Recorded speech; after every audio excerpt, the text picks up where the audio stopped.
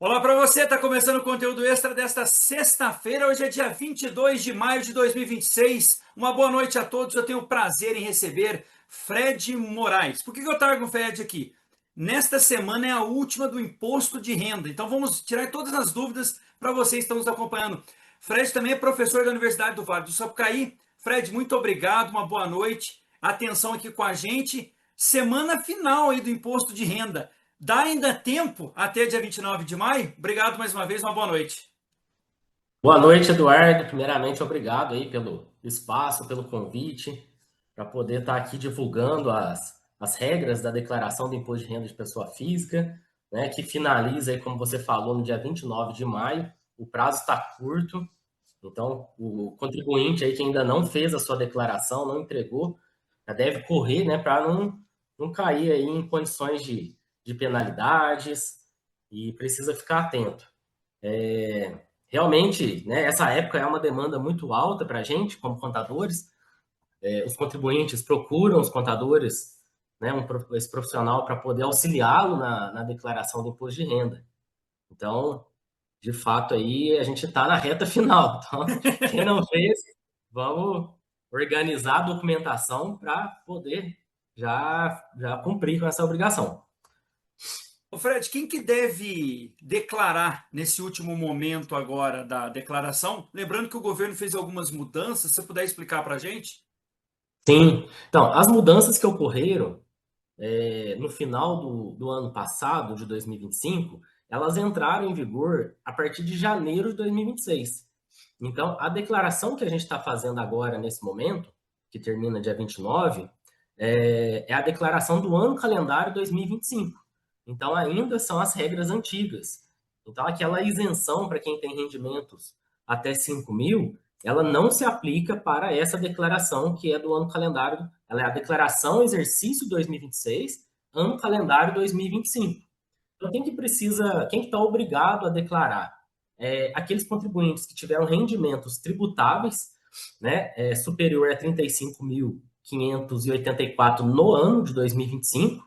E o que são os rendimentos tributáveis? São salários, aposentadorias, prolabores, aluguéis recebidos, enfim, são vários rendimentos.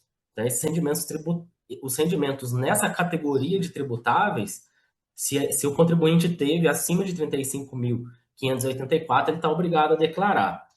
Quem também teve rendimentos com tributação exclusiva na fonte, ou rendimentos isentos e não tributáveis, acima de 200 mil no ano 2025, também está obrigado a prestar a entrega da declaração. Que mais? Quem fez o uso da isenção, né, do ganho de capital, tem um ganho de capital que o contribuinte tem isenção quando ele vende um imóvel e aquele recurso da venda do imóvel, ele compra outro imóvel dentro do prazo de 180 dias. Então, o ganho de capital que ele teria que pagar nessas condições fica isento, mas também obriga ele a ter que fazer a declaração do imposto de renda. Quem tem atividades na bolsa, atividades não, movimentações, né? Vendas de ativos na bolsa de valores, no mercado financeiro variável, é superior a 40 mil no ano, ou que teve alguma operação que demandou o pagamento do imposto. Esse também está obrigado a declarar. Né? Quem teve rendimentos recebidos no exterior, tudo em 2025.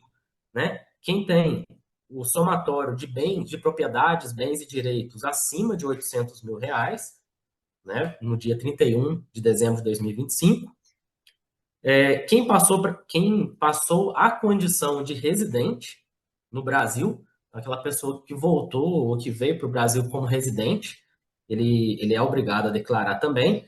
É, os produtores rurais, né, que teve atividade superior de receitas brutas da atividade rural superior a 177.920 em 2025. E que mais? E quem teve lucros ou dividendos de entidades no exterior. Também está dentro da obrigatoriedade de declarar o imposto de renda. Vale lembrar, Eduardo, que quem não está dentro das obrigatoriedades, que eu até anotei aqui para falar certinho os valores, que Uhum. são muitas, são várias aqui condições, né, que obriga o contribuinte. Quem não está obrigado também não é proibido, né? Ele só está dispensado. Aí fica facultativo o contribuinte a fazer a sua declaração. Então, quem está obrigado tem que fazer, mas quem está fora dessas obrigatoriedades é facultativo, E fica uma dúvida dispensado. que sempre fica com o pessoal, né, ô Fred? Por exemplo, passou dia 29 agora na próxima sexta. Vai ter uma penalidade, mas a pessoa pode tentar fazer ainda o imposto desse ano vigente, né, de 2026.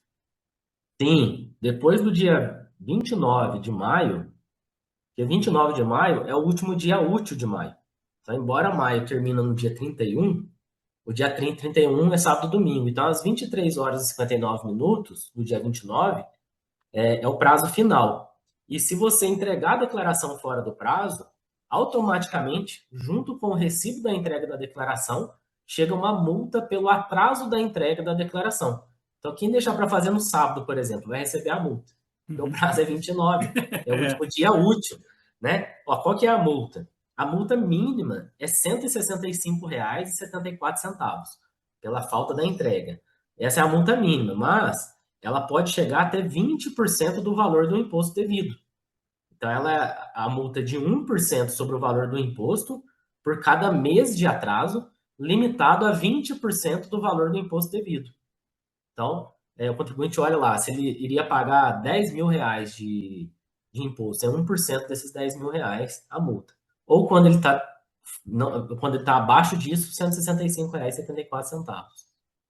Como professor, o que que você passa para os seus alunos assim nessa questão do imposto de renda? Como é que deve se preparar? Por exemplo, a gente está fazendo 2026, mas o próximo ano tem de novo. Que dicas que você dá tanto para os seus alunos, para quem está nos acompanhando, Fred, para o ano de 2027 não cair na chamada malha fina?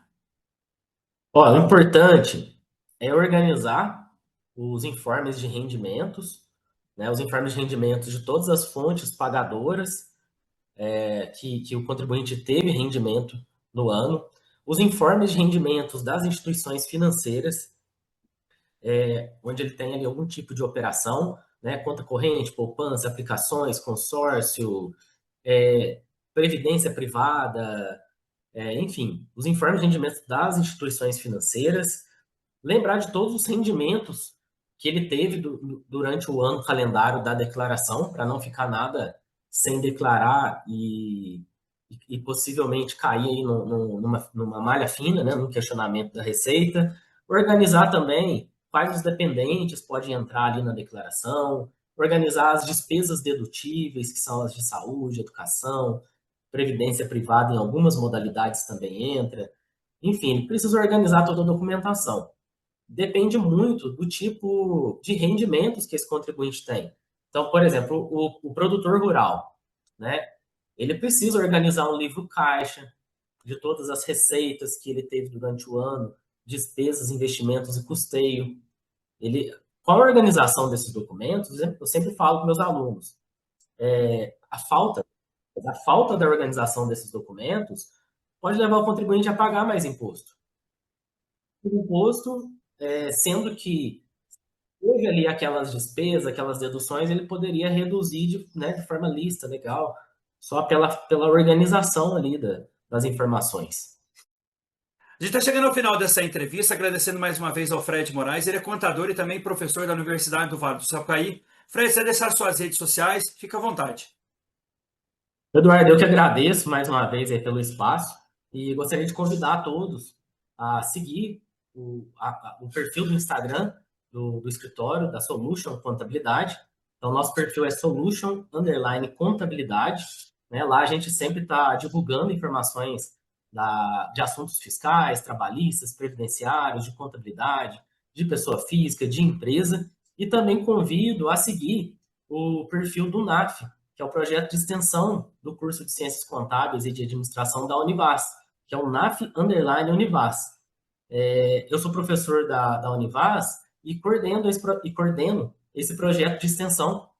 O que é esse projeto de extensão? É um projeto da Receita Federal que tem acordo de cooperação com a Univas E ali os alunos do curso de Ciências Contábeis e Administração prestam assistência a contribuintes que precisam fazer sua declaração do imposto de renda, orientações, os microempreendedores individuais, produtores rurais. Então, são aqueles contribuintes que não têm uma movimentação tão expressiva e que não têm condições ali, às vezes, de contratar um contador e precisam de uma orientação. Então, esses alunos estão ali para prestar essa orientação e eu coordeno e dou ali um suporte para esses alunos. Isso que a vida tem de melhor. Conhecer pessoas como Fred Moraes podem contribuir para vocês aí, entender um pouco mais sobre a declaração do imposto de renda. Falta uma semana, ainda dá tempo. Fred, mais uma vez, muito obrigado. A todos uma excelente semana, uma boa noite. Até a próxima sexta. Tchau, tchau. Tchau, tchau.